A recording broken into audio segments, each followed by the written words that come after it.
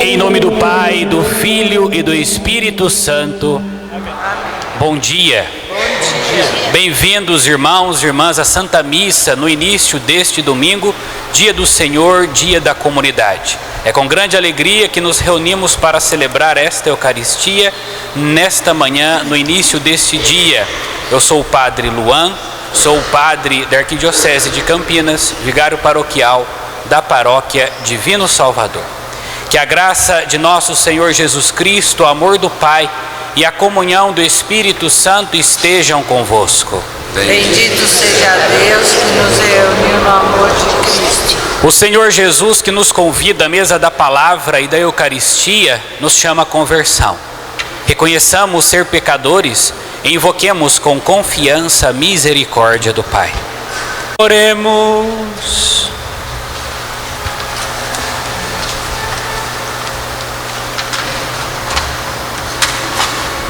Senhor nosso Deus, fazei que a nossa alegria consista em vos servir de todo o coração, pois só teremos felicidade completa servindo a vós, o Criador de todas as coisas, por nosso Senhor Jesus Cristo, vosso Filho, na unidade do Espírito Santo.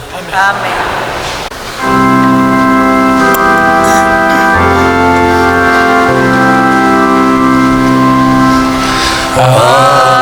Aleluia, aleluia, a minha alma abrirei. Aleluia, aleluia, Cristo é meu Rei.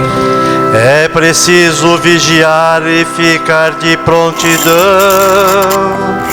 Em que dia o Senhor há de vir, não sabem não.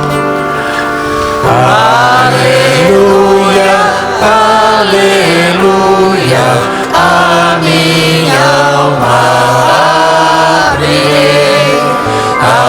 Aleluia, aleluia, Cristo é meu Rei. O Senhor esteja convosco. Ele está no meio de nós. Proclamação do Evangelho de Jesus Cristo segundo São Marcos. Glória a vós, Senhor. Naquele tempo, disse Jesus a seus discípulos: naqueles dias, depois da grande tribulação, o sol vai se escurecer e a lua não brilhará mais.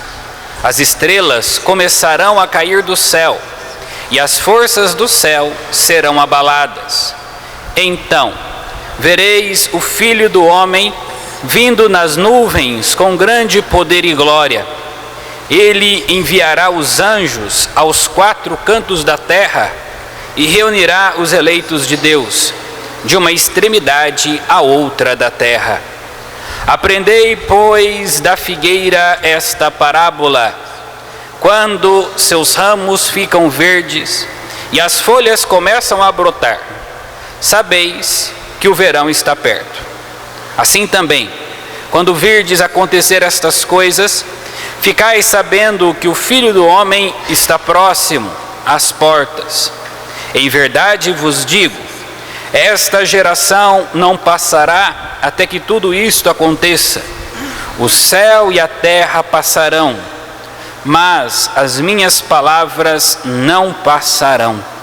Quanto àquele dia e hora, ninguém sabe, nem os anjos do céu, nem o Filho, mas somente o Pai.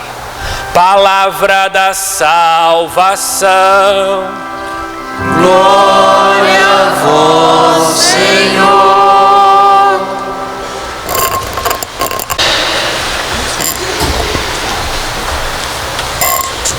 Nós nos aproximamos do fim de mais um ciclo litúrgico e a palavra de Deus que ouvimos nestes dias, já durante esta semana que passou, mas sobretudo neste domingo, também nos fala a respeito do fim último de todas as coisas. Assim como o ano, também a nossa vida, também a nossa experiência neste mundo terá o fim. Seja pela nossa própria morte, pela nossa passagem, que todos passaremos, ou seja mesmo pela consumação do mundo, pelo fim deste mundo que terá um fim. Mas a palavra que nosso Senhor nos dirige não é uma palavra, pode parecer aparentemente, nos dá essa impressão, mas a palavra que nosso Senhor nos dirige não é uma palavra de desespero, mas é uma palavra de esperança. Aquilo que ouvimos no Evangelho de São Marcos nos diz justamente e alimenta esta esperança, que tudo, que todas as coisas, que toda a história, no fundo, está orientada para a glória de Deus. Quando pensamos no fim da vida, ou mesmo no próprio fim do mundo, o desespero que nos bate nada mais é do que fruto de uma falta de fé. Porque se sabemos, porque Jesus, nosso Senhor, nos revela isso, que toda a história, que toda a nossa vida está ordenada para a sua glória, como um rio que da sua nascente vai fazendo o caminho até chegar ao mar, também nós vamos chegar a Deus.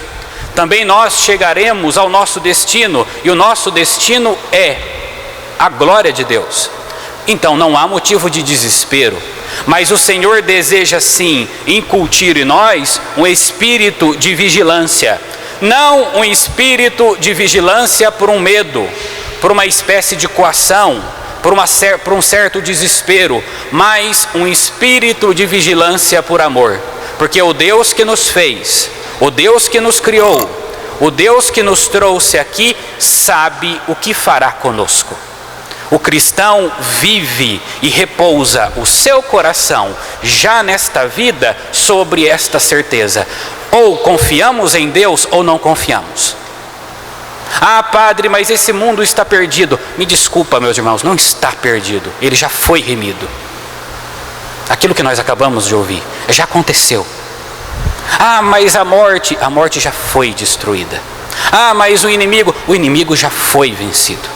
Ah, mas por que existe maldade? Existe maldade porque ainda somos livres e podemos escolher pela maldade, que é justamente a negação do amor de Deus.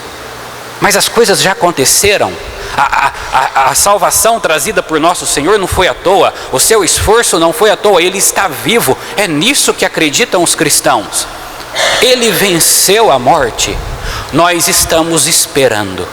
Nós estamos ainda a caminho da plena realização. A presença de Deus neste mundo, meus irmãos, é a presença pela graça. Não é a presença na glória, não é a presença para os nossos olhos, mas é a presença para o nosso coração. A sua presença ainda é misteriosa. A sua glória para nós é ainda misteriosa. Mas o cristão vive da certeza, da convicção de que a última palavra na história é de Deus. E que estamos todos nas mãos dele. Por mais difícil que seja este caminho que estamos trilhando, por mais confusa que seja esta caminhada, este itinerário que estamos realizando. Para isso, como ouvimos na primeira leitura, aqueles que brilharão, os sábios, devem trilhar um caminho muito seguro, que é o caminho das virtudes. Nosso Senhor Jesus Cristo não deixou os seus e não nos deixou vigilantes à toa, à deriva, infundiu em nosso coração as virtudes para que possamos fazer o caminho com sabedoria, para que saibamos esperar. Para que saibamos esperar a glória de Deus se manifestar na nossa vida, seja num plano individual, pessoal ou mesmo no âmbito da própria história. A criação geme como em dores de parto, esperando ainda a manifestação da glória de Deus, de coisas que ainda se realizarão. Para isso, o Senhor nos concedeu as virtudes, e o padre gostaria de brevemente meditar a respeito das 3 virtudes teologais, que são e devem ser na vida do cristão como lâmpadas, como lâmpadas que vão nos guiando, porque para nós, esta vida, o caminho que trilhamos é como uma viagem no mar da história, uma viagem às vezes com tempestades, às vezes com uma certa névoa, com confusões. Por isso, as virtudes que o Senhor nos concede são os meios para que nós vivamos esperando a sua glória. A primeira virtude a meditarmos é a virtude da fé. O que é a fé? A fé não é um otimismo. A fé não é um pensamento positivo. O pensamento positivo é coisa nossa. A fé é algo que vem de fora. A fé nasce dos motivos que Deus nos dá. A Eucaristia que nós celebramos, a vida que nós vivemos, é uma das provas que o Senhor nos concede e pede e exige que nós confiemos nele, que tenhamos fé. Fé não é um sentimento, fé é um comportamento, fé é obediência, fé é adesão, fé é concordar com os desígnios de Deus, fé é levar a sério aquilo que Deus nos pede, aquilo que Deus exige, e cá entre nós, mesmo que aquilo que Ele nos pede, mesmo que aquilo que Ele nos exige, seja algo que no fundo, nós não aceitemos. Nem sempre as coisas que Deus nos pede é aquilo que no fundo queremos ou acreditamos, mas Ele pede que nós acreditemos. Nesse sentido, fé é abandono, fé é confiança. Se não tivermos a virtude da fé no nosso coração, não saberemos atravessar todas as tribulações. Da fé nasce a segunda virtude, a esperança. Quem acredita tem metas. Quem acredita sabe de onde saiu, mas sobretudo sabe aonde precisa chegar. Sabe qual é o seu destino, sabe qual é o seu objetivo. Pela fé nasce a esperança. Quem sabe aonde chegar, sabe como esperar. A virtude da esperança nada mais é do que esta capacidade de esperarmos as coisas de Deus. Uma esperança que justifica tudo. Não nos esqueçamos jamais disso.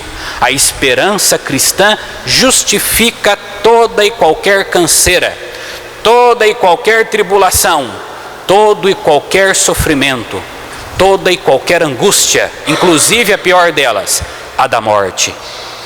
A pessoa que tem a esperança não entra em desespero diante da morte, porque sabe que é passagem, sabe que é apenas um momento, sabe que não é o fim, porque crê nas maravilhas de Deus. Como alimentamos a virtude da fé e a virtude da esperança? O lugar da fé e da esperança é o nosso coração. Não tentemos entender Deus sem a oração, porque o nosso coração é muito estreito. A nossa razão é estreita, é boa, mas é estreita. E Deus é grande por demais. A oração dilata o nosso coração. A oração dilata a nossa compreensão das coisas. Nasce a fé e a esperança justamente da oração, porque contemplamos não com esses olhos, mas contemplamos as coisas de Deus com o nosso coração. E o fruto da fé e da esperança, a virtude das virtudes, a caridade. Passemos, meus irmãos e minhas irmãs, esta vida, passemos todas as tribulações, passemos o sofrimento, vivendo de modo intenso, vivendo no amor de Deus, vivendo a partir da caridade. Assim viveram os santos. Os santos, quanto mais sofridos, mais caridosos. Quanto mais atribulados, mais generosos. E às vezes nós, quanto mais sofridos, mais fechados. Quanto mais atribulados, mais ensimesmados. Não nos abrimos aos outros. Se vivemos da fé e da esperança, só nos resta uma coisa: entregar a nossa vida, realizar o nosso serviço, na confiança de que a caridade suporta tudo, a caridade crê tudo, a caridade espera tudo. Vejam, meus irmãos e minhas irmãs, que o Senhor nos dirige uma palavra de muito otimismo. Evidentemente que não queremos que a nossa vida acabe, porque a nossa vida é boa, Nós não passamos a vida caçando a morte, ou ansiosos pelo dia da nossa passagem, ou ansiosos pelo fim do mundo. Não, mas por esta esperança que o Senhor nos concede, nós descobrimos que se esta vida é boa, a eternidade é bem melhor. Se esta vida com todos os percalços vale a pena, o que dirá uma vida em Deus? O que dirá uma vida plena na sua glória? Ao Rei dos séculos, imortal e invisível, poder, honra e glória por toda a eternidade. Amém.